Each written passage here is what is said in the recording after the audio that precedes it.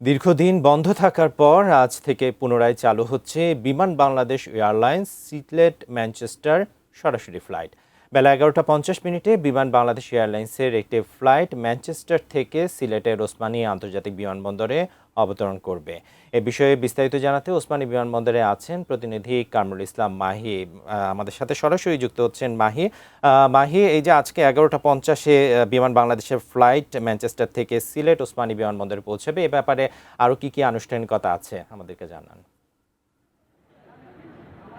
বান্না, এই ব্যাপারে কিন্তু এই বিষয়টি নিয়ে নানা আনুষ্ঠানিকতা ইতিমধ্যে রাখা হচ্ছে। আমরা কিছুক্ষণ আগেই দেখেছি বেসামরিক বিমান ও পর্যটন মন্ত্রী যিনি রয়েছেন মিস আফরোজা খানম রিতা, তিনি এসেছেন এবং প্রধানমন্ত্রীর উপদেষ্টা এবং বাণিজ্য মন্ত্রী তারা কিন্তু এখন বিমানবন্দরে অবস্থান করছেন এবং মূলত যে ফ্লাইটটি 11:50 সিলেটে অবতরণ করবে, সেই ফ্লাইটের যাত্রীদের স্বাগত জানিয়েই কিন্তু এই যে সিলেট ম্যানচেস্টার রুটে যে বিমান যে ফ্লাইটটি পুনরায় চালুর যে আনুষ্ঠানিকতা সেটি তারা উদ্বোধন করবেন। যদি জানিয়ে রাখি যে গত মার্চ মাসে এটি লোকসান দেখিয়ে বিমান বাংলাদেশ এয়ারলাইন্স এটি এই রুটে আসলে তাদের সেবাটি তারা বন্ধ করে এবং এই বন্ধ করার পরে সিলেট যেহেতু প্রবাসী অধ্যুষিত, বিশেষ করে সিলেটি কমিউনিটি যুক্তরাজ্যের বড় একটি সংখ্যায় তারা বসবাস করেন, সেক্ষেত্রে কিন্তু অনেকেই বিপাকে পড়েছিলেন এবং সিলেটে এ নিয়ে কিন্তু নানা আন্দোলন, নানা রকমের সমালোচনা হয়েছিল এবং জাতীয় সংসদ নির্বাচনের আগেই কিন্তু